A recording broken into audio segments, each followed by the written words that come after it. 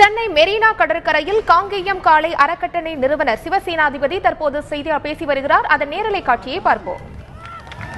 அது ரொம்ப முக்கியம். இத்தனை வருஷமா இல்லாம தமிழ்நாட்டுல இன்னைக்கு 200 விவசாயிகள் இப்ப செத்துருக்காங்க இந்த 1 மாசம் 1.5 மாசத்துல. அதுக்கு காரணம் கார்ப்பரேட் கம்பெனிகளுடைய உரத்தை வாங்கி, கெமிக்கல் ஃபர்டிலைசர்ஸை வாங்கி, அல்பராமைத்தின் இது போன்ற தேவையற்ற பெஸ்டிசைடை வாங்கி, விஷத்தை வாங்கி, நஞ்சான உணவை தயார் செய்து அவர்களும் உண்டு, உங்களுக்கும் இங்க சென்னைக்கு, திருச்சிக்கு, கோயம்புத்தூருக்கு அனுப்பிச்சு வைக்கிறாங்க. அதனால மாட்டை வைத்து, சாணத்தை வைத்து விவசாயம் செய்தால் அந்த விவசாயம் தற்கொலை செய்து கொள்ளாமல் இருப்பான்.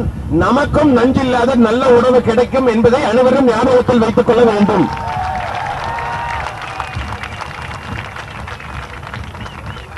மூணாவது, உச்சநீதிமன்றத்தில் சொல்லியிருக்காங்க. ஹானரபிள் சுப்ரீம் கோர்ட் என்ன சொல்றாங்கன்னா, வீடியோ கேம்ல ஜல்லிக்கட்டு விளையாடு, நீ வீடியோ கேம்ல சாப்பாடு சாப்பிட்டுக்கோ, நீ வீடியோ கேம் எடுத்து எப்ப பசிக்குதோ அப்ப ஒரு கேம் போட்டு விளையாட்டுக்கோ, கேண்டி கிரஷ் போட்டு சாப்பிட்டுக்கோ, வேலை முடிக்குதோ. உனக்கு எதுக்கு இதெல்லாம்? சோ நம்ம யாரும் தமிழ்நாட்டிலிருந்து போய் உச்ச நீதிமன்றத்தில் எங்களுக்கு பொருள் போறதுக்கு வழி தெரியல, யுவர் ஹானர், எங்களுக்கு விளையாட்டுக்கு வழி கொடுக்கன்னு யாரும் கேட்கல. ஜல்லிக்கட்டுக்கு பெர்மிஷன் கொடுத்தா கேட்டோம், கொடுத்தா கொடுங்க, கொடுக்காட்டி கொடுக்க மாட்டேன்னு சொல்லுங்க. வீடியோ கேம் விளையாடுன்னு சொல்றதுக்குலாம் உங்களுக்கு வேலை இல்ல. அதனால இந்த உச்ச நீதிமன்றத்தில் நமக்கு நடந்த அநீதி என்ன என்று நாம் பார்க்க வேண்டும். எந்த ஒரு சட்டம் கொண்டு வர்றாங்க, ஒரு ஜட்ஜ்மெண்ட் கொடுக்கறாங்கன்னா ஸ்டேக் ஹோல்டர் கன்சல்டேஷன் ஒன்று இருக்கு. யார் யார் ஸ்டேக் ஹோல்டர், யார் யார் மாடு வச்சிருக்காங்க, யார் விவசாயம் பண்றாங்க, இவங்களை எல்லாம் கூப்பிட்டு வச்சு பேசி இருக்கணும் உச்ச நீதிமன்றம்.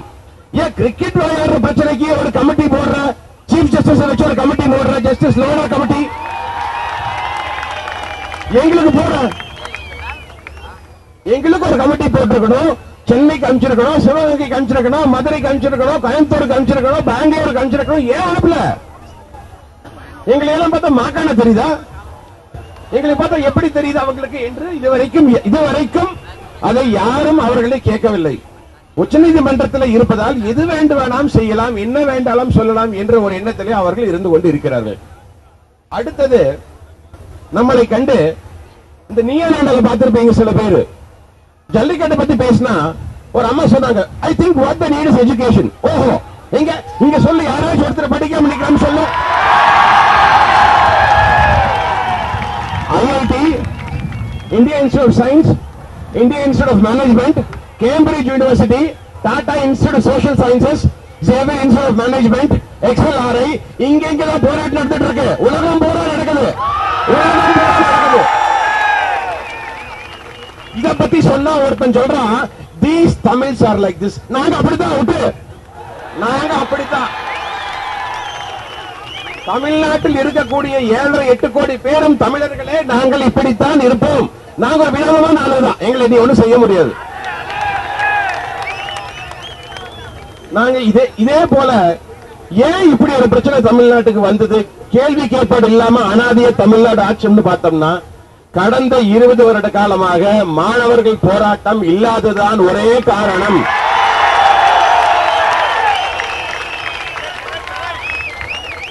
பிரெஞ்சு புரட்சியை பத்தி படிச்சிருப்பீங்க, சில பேர் படிச்சிருப்பீங்க, இங்க சரித்திரம் படித்த மாணவர்கள் படிச்சிருப்பீங்க. எங்கேயும் மாணவர்கள் போராட்டம் மட்டும்தான் இதுவரைக்கும் வென்றிருக்கிறது. இப்படி ஒரு போராட்டம் இதுவரைக்கும் உலகத்திலேயே எங்கேயும் இவ்வளவு அமைதியாக நடந்திருக்காது.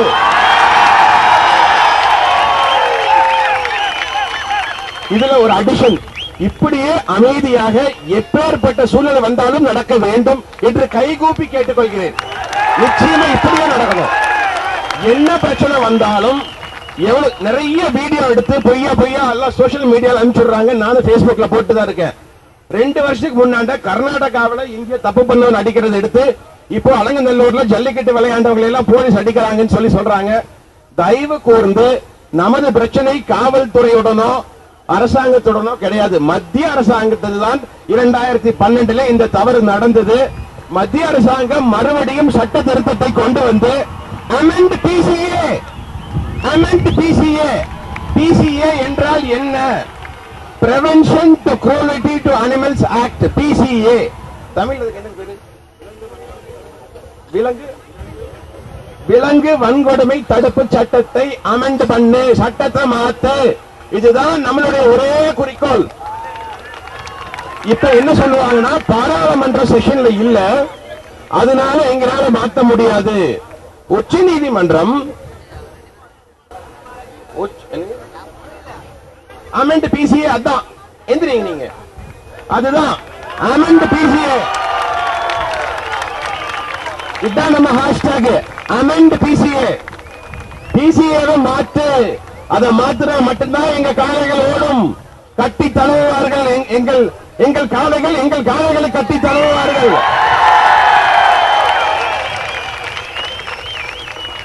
புறநானூற்றிலே ஜல்லிக்கட்டை பத்தி, ஏர் தழுவுதலை பத்தி என்ன சொல்லி இருக்கிறார்கள் என்றால், எப்படி ஒரு ஆண் மகன் தன் காதலியை கட்டி தழுவுவானோ அது போல காளையை தழுவுவான் என்று. இப்படி இருக்கக்கூடியவர்களை, இப்படி இருக்கக்கூடிய நம்மை காட்டுமிராண்டி என்கிறார் திருமதி மேனகா காந்தியின் தங்கை. நேற்று CNN அம்பிகா சுக்லா, அந்த அம்மா காட்டுமிராண்டி, பார்பேரிக் தமிழ் என்கிறாள். இப்படி ஒரு சூழ்நிலையை ஏற்படுத்தி இந்தியா முழுவதும் 2009க்கு முன்னால் இவர்கள் எடுத்த வீடியோவை வைத்துக் கொண்டு ஊரை ஏமாற்றி இவர்கள் செய்து கொண்டிருக்கக்கூடிய சூழ்ச்சி இன்று தமிழகத்திற்கும் இந்திய நாட்டுக்கும் புரிய ஆரம்பித்து விட்டது. இந்திய நாட்டளவிலே அனைவரும் இங்கே இப்ப ஜல்லிக்கட்டு ஹேஷ்டாக் தான் ஓடிட்டு இருக்குது இந்தியா பூரா. அதற்கு ஒரே காரணம் மாணவர்கள். போராடாத ஒரு சமுதாயம் அழிந்துவிடும். போராடாத ஒரு சமுதாயம் அழிந்துவிடும். போராடணும், நியாயமா போராடணும், நல்லா போராடணும், மரியாதையா போராடணும். அதனால் தயவு கூர்ந்து காவல்துறையுடன் சண்டை போடுவது நமது வேலை இல்லை என்று ஞாபகத்தில் வைத்துக் கொள்ளுங்கள். நம்மளுடைய போராட்டம் amend PCA.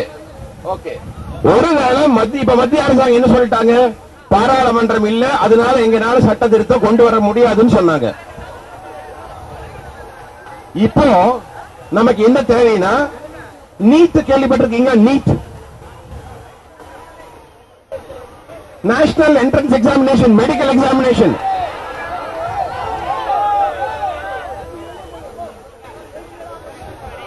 National entrance examination ஒரு எக்ஸாமினேஷன் கொண்டாந்தாங்க. அதாவது அமைதி, அதாவது மெடிக்கல் காலேஜ் டெஸ்டுக்கு, மெடிக்கல் காலேஜோட டெஸ்டுக்கு வந்து எல்லாரும் சேர்ந்து ஒரு எக்ஸாம் எழுதணும்னு சொல்லி உச்சநீதிமன்றம் ஒரு உத்தரவு போட்டார்கள். அதனை உடனடியாக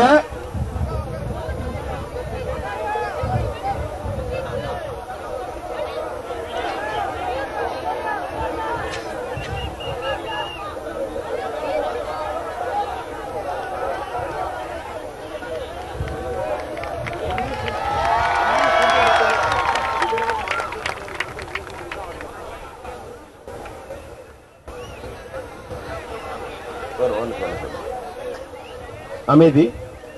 உச்சநீதிமன்றம் சில மாதங்களுக்கு முன்னால் நீட் என்ற ஒரு ஆர்டரை போட்டார்கள். நேஷனல் என்ட்ரன்ஸ் எலிஜிபிலிட்டி டெஸ்ட் என்று சொல்லி எல்லோரும் ஒரே மாதிரி இந்தியா முழுவதும் பரீட்சை எழுத வேண்டும் மெடிக்கல் காலேஜில் சேருவதற்கு என்று கூறினார்கள்.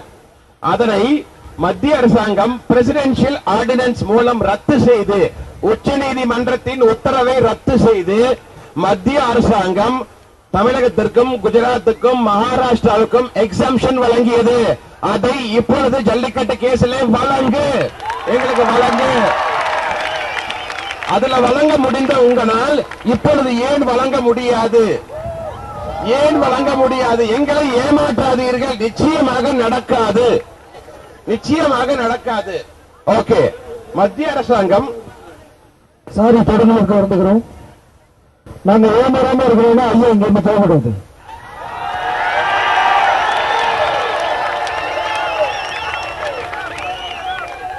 போயிட்டு வரணும். நமக்காக பின்ன இங்கே இருப்பாருன்னு நான் நம்புறேன். அது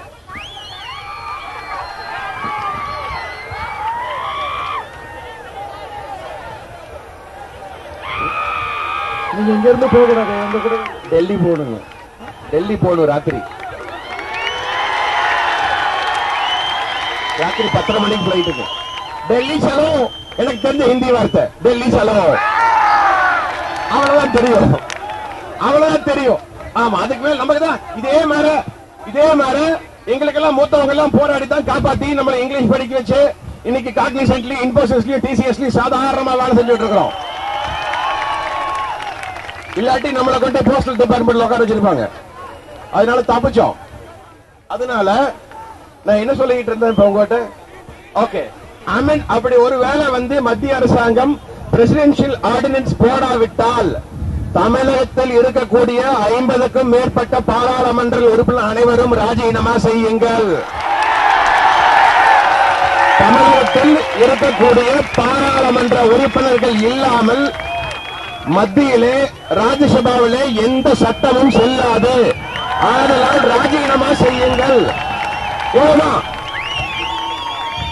single point agenda PCA amend பண்ணுங்க. பிசிஏ அமெண்ட் பண்ண முடியாதா? பாராளுமன்றம் இல்லையா? பிரசிடென்ஷியல் ஆர்டினன்ஸ் போடுங்க. ஆர்டினன்ஸ் போடலையா? All the member of parliament of Tamil Nadu resign in protest. நான் வந்து தமிழக ஆளுநர் வந்து என்னைய கொஞ்சம் வருஷத்துக்கு முன்னாடி Tamil Nadu agricultural board of agriculture யூனிவர்சிட்டியோட போர்ட் மெம்பரா அப்பாயிண்ட் பண்ணாரு. ஒரு மணி நேரத்துக்கு முன்னாடி ராஜினாமா பண்ணிட்டேன். வேண்டாம், அப்படி ஒரு பதவி வைக்க வேண்டிய அவசியம் கிடையாது. பாராளுமன்ற உறுப்பினர்களுக்கு மட்டும் எதுக்கு எம்பி பதவி? உங்களால பாராளுமன்றத்தில் 55 பேர் இருந்து ஒண்ணு செய்ய முடியாட்டி கிளம்பி ஊருக்கு வாங்க. இது மட்டும்தான் நம்முடைய போராட்டமாக இருக்க வேண்டும். தயவு கூர்ந்து எனக்கு சில பேர் சொன்னாங்க, நம்ம வந்து கோக்க பத்தி பேசுறோம், பெப்சி பத்தி பேசுறோம், எல்லாமே இன்னும் கொஞ்ச நாள் கழிச்சு பேசலாம். தமிழ்நாட்டில் நிறைய பேச வேண்டியது இருக்குது. தமிழ்நாட்டில் நிறைய பேச வேண்டியது இருக்குது. ஆறு நாசமா போயிடுச்சு. ஆத்துல போய் தண்ணி மூலிகை குடிக்க முடியல. ஆத்துல மணல் இல்ல, தண்ணி இல்ல, விவசாயி செத்துக்கிட்டு இருக்கான். ஒவ்வொன்னா பேசுவோம். ஆனா இன்னைக்கு single point agenda jallikattu, amend PCA, இது மட்டும் தான் செய்யணும். தேவையில்லாம நம்ம இப்ப கோக் கூட சண்டை, பெப்சி கூட சண்டை எல்லாம் போட்டா நம்மளுடைய போராட்டம் வந்து பிசில் அவுட் ஆயிரும். பிசில் அவுட் ஆயிருச்சுன்னா அதனால எந்த பிரயோஜனம் இல்லாம போயிடும். எனக்கு சத்தியமா கோக்கு பெப்சி பிடிக்காது. நம்ம எல்லாம் எள்ளி தான் குடிக்கணும். கரெக்ட். கோக்க வந்து பாத்ரூம் கழுவுறதுக்கு பயன்படுத்தலாம், நல்லா இருக்கும். அது ஒரு நல்ல விஷயம். அதனால நம்ம செய்ய வேண்டிய விஷயம் இப்பொழுதுக்கு எங்கேயும் யாரு கூட எந்த பிரச்சனையும் புதுசா பண்ணிக்காம, குறிப்பா காவல்துறையோட சண்டை கிண்ட போட்டு அதுல ஒரு 10 பேருக்கு கேஸ் ஆச்சுன்னா அந்த 10 பசங்களையும் ரிலீஸ் செய்வதற்கு தான் நானும் ஓடி வந்து வக்கீலை வச்சு சீனியர் கவுன்சிலை வச்சு கேஸ் நடத்திட்டு இருப்போம். தயவு செய்து வேண்டாம், தயவு செய்து வேண்டாம். கூட பிறந்தவங்களா கெஞ்சி கைகூப்பி கேட்டுக்கிறேன், யாருக்கும் எந்த கஷ்டமும் எந்த கேடும் ஒரு சிறிய புண்ணு கூட வரக்கூடாது. ஏன்னா பெத்தவங்க வீட்டுல வயிற்ற பிடிச்சிட்டு யாரும் உட்கார்ந்து இருக்க கூடாது. எனக்கு 2 பொண்ணு இருக்கா, எனக்கு இதே வழி இருக்கும், இப்படி உட்கார்ந்து இருக்கா. தயவு கூர்ந்து எந்த விதமான இதே போல ஜனநாயக முறையிலே சிறப்பாக இப்படியே உட்கார்ந்து இப்படியே போராட வேண்டும் என்று உங்கள் அனைவரையும் கைகூப்பி கேட்டுக்கொண்டு இங்கே வந்ததற்கு மிக்க மகிழ்ச்சி என்று தெரிவிக்கிறேன்.